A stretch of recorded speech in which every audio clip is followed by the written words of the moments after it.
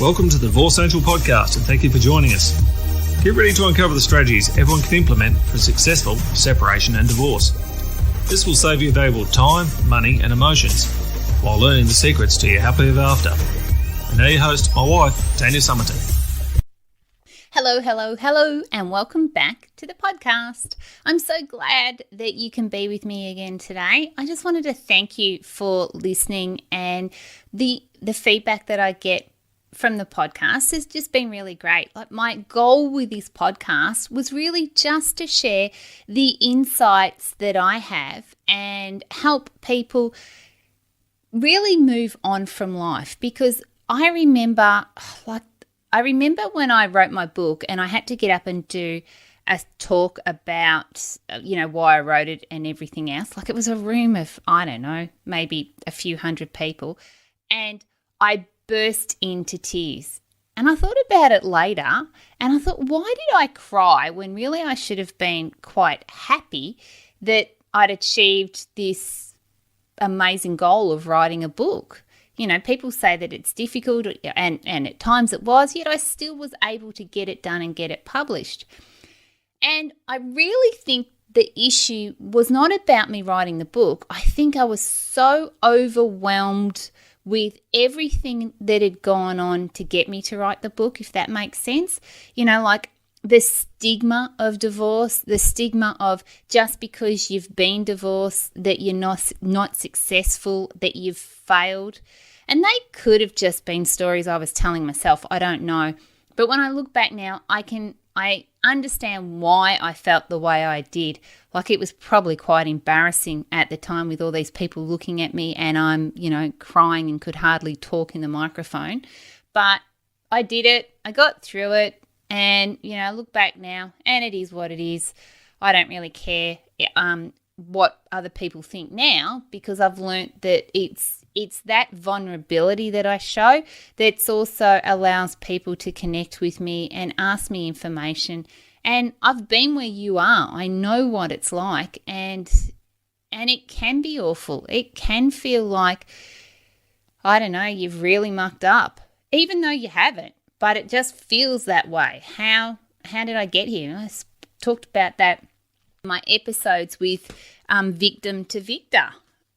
And I look back and there's no doubt I felt like a victim. I felt like a victim of circumstance. How did I find myself here? I can't believe that this was the last place I ever thought possible. But we cannot control what happens in other people's lives. That can be our partner. That can be ourselves. Different things happen and our life changes. We can't expect everything to be the same, because let's be honest, if it was, we would have very, very boring lives. This podcast is really about a continuation from last week, where we spoke about inaction and the dangers it can cause when people get complacent with their lives. So when people have moved out of the terrible and then stay stuck, rather than continuing with the momentum that they've generated and they move into incredible. If you do want to go back and visit episode 24 to 29, Victim to Victor, this all starts to make sense, and you can see how people slide back and down the scale into victim and overwhelm mode, especially if they start to stay in inaction. Now, if this is the first time that you've listened to my podcast, thank you, welcome. I'm so grateful that you're here. But I really recommend go back and listen to those podcasts, because you could be missing some real key ingredients to how to make your successful divorce come true. So to recap, what is inaction? So there's many ways to describe it, but ultimately it's the feeling of treading water, not moving on in your life, still feeling confined, even though you no longer live with your ex. So you're trapped to the circumstances and whatever that entails for you individually. The greatest issue is knowing you are at this place. Most people don't even realize it. I have had clients say, no, I'm not in inaction. I'm reading these self-help books. I'm doing some, meditation. I'm going to different classes. They may even have gone out dating. I'm really trying to improve my life. But inaction is something that we need to look at holistically. Our life is, if we look at it, it's like an orange and it's got different segments in it, and we have to have addressed all of them to really be able to move forward. So if you've only addressed part of it, you haven't addressed everything, you get stuck. This is wonderful, and I'm so happy when people tell me this, but overwhelm takes place even though you can still be learning. Action must be the next step. Knowing and doing are two completely different things. So you can know what to do, and you can know that I'm doing these self-help courses, I'm reading, I'm looking at a new job, I'm doing all these things. That's wonderful, but we need to put the actions in place. We need to do the doing. And these two things are so different. And if you're only doing the learning and those other things, and you are sort of feeling trapped and you're not moving forward, I hate to tell you this, but you are stuck in inaction. Let's get into how do we move on from inaction. The first and easiest way to do this is first, as I said, is realizing that you're there. Once you've said to yourself, no different to someone that's got an addiction, yes, I've got a problem, then you can go out and address it. Yes, you sit there and you go, okay, Tanya might be right. I actually, even though I think I'm doing things to improve my life, there's so much more that I could be doing, or there's a massive thing that I need to address, which I'm ignoring, and it's like the elephant in the room. And you know yourself what that major issue is, but you just choose not to do anything about it at the moment. And it could be for the reasons we spoke about last week, because you're scared, you don't want to cause any more pressure on things. Things are going really well at the moment, and you just go, I don't want to throw another stone and cause another fight or more animosity. You just stay where you are. And all of those reasons, you get to choose whether they're right or wrong. But ultimately, we need to get through it to come out the other side. So whether you do it today, whether you do it tomorrow, or you do it in 3 or 4 years, or you never do it. If you never do it, that's up to you. But you have to, if you really want to get to where you want to go in life, you need to just get through it. You need to address it. You need to tick it off the to-do list and say, yes, I've done it. Because no matter what, at some stage, these problems are going to continue to be problems until you've addressed them. So once we've realised and we say, yes, we've got a problem, we need to then plan. And we need to put a plan in place. And I often say, if you don't have your own plan, you become part of someone else's plan. So at the moment, if you are in inaction, and it's because of, let's use the analogy which I was using, or the example that I used last week about selling your house.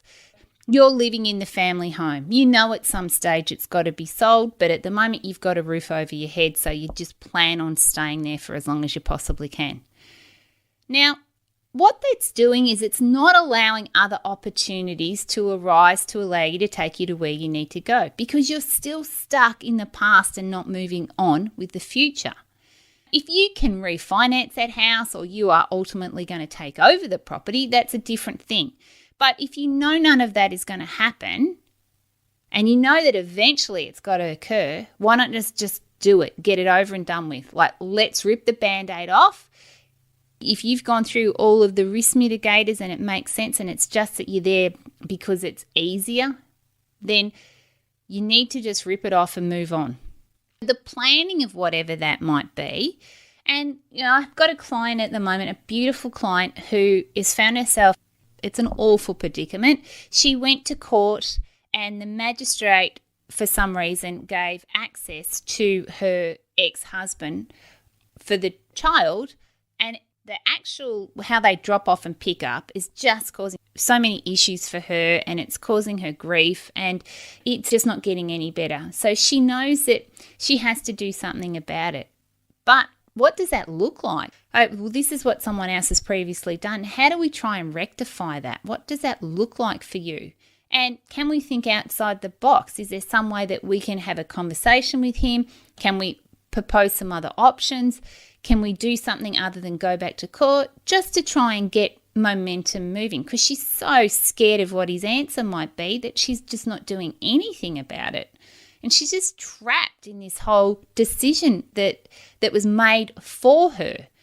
And to take now responsibility for it means that either it's going to cost her money and she's got to go back to court. She has to get up the courage to have a conversation with her ex-partner about, look, this isn't working. Is there some other options?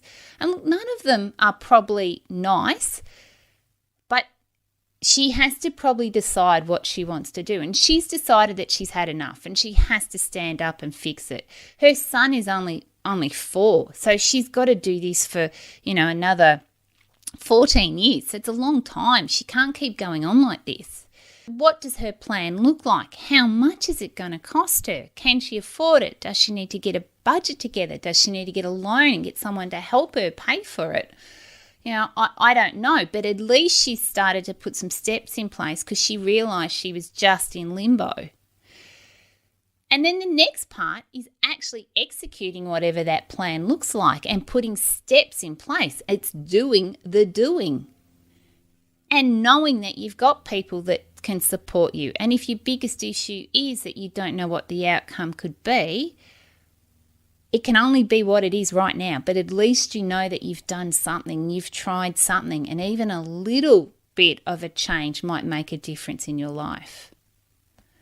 But moving on from how we move from inaction. So we've got those 3 steps. Firstly, highlighting or realizing that we're in it, then planning to how do we get out of it, and then action or doing the doing. The next part is the importance of momentum. And sometimes, I can watch someone, they've just got such great momentum. All of a sudden, everything's changing in their life. Things are getting better. They're happier. And then they just stop. I don't know why they stop. They just stop.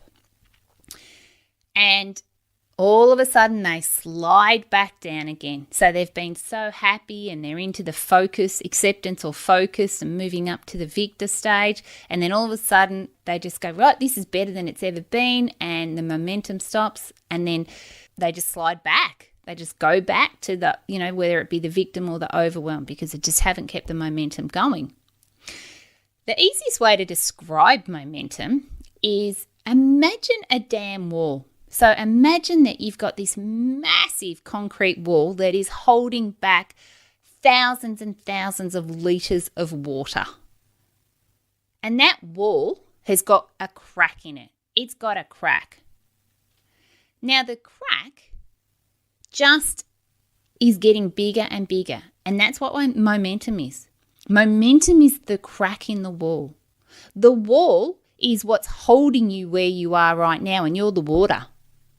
Now, if you keep that momentum going and that crack gets bigger and bigger and all of a sudden it smashes, you're that water. Imagine you're the water running free. All of a sudden, you can just flow wherever you want to go. You're no longer contained, but you're free to do, to go, to be whatever it is you want to. And that's what momentum does. It just keeps everything moving. Momentum is such an amazing thing, but it's hard. It's hard to keep moving.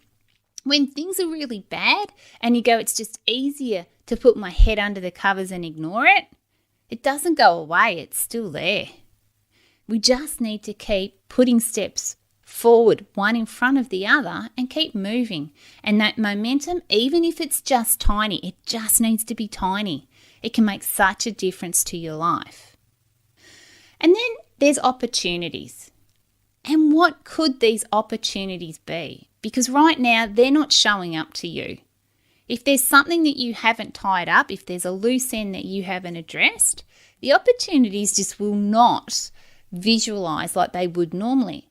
Or something might happen that you think this is such an amazing opportunity, but you can't take it because you're still tied in with the past.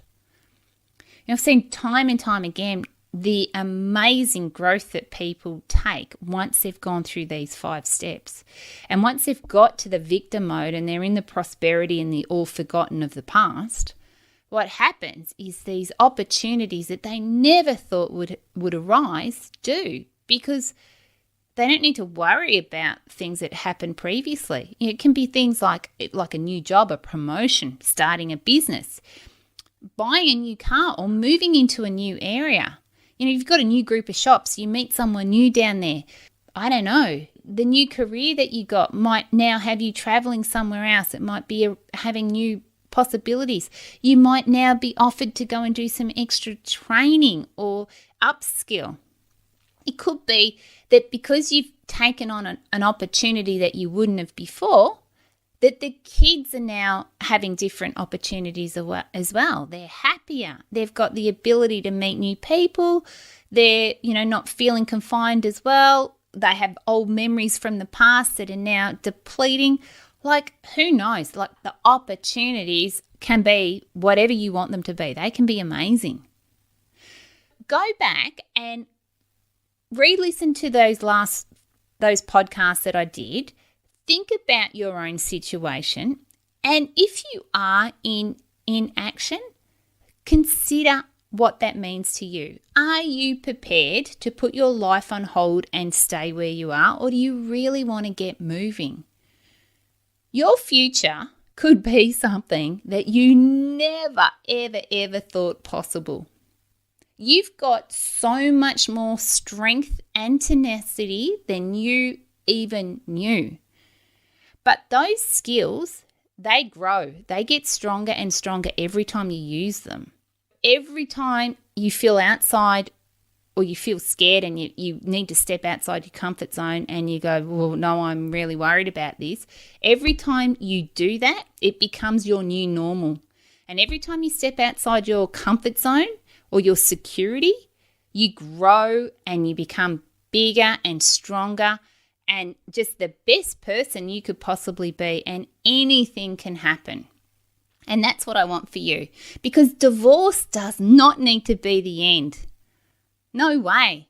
Divorce can be the start of something simply amazing. And at the time, I didn't realize it. I thought, wow, where do I go from here? What do I do? How did I find myself here? Now, bring it on. Anything's possible. And I want that for you too. I want you to know that anything is possible. You can change not only your life, but the life of someone else.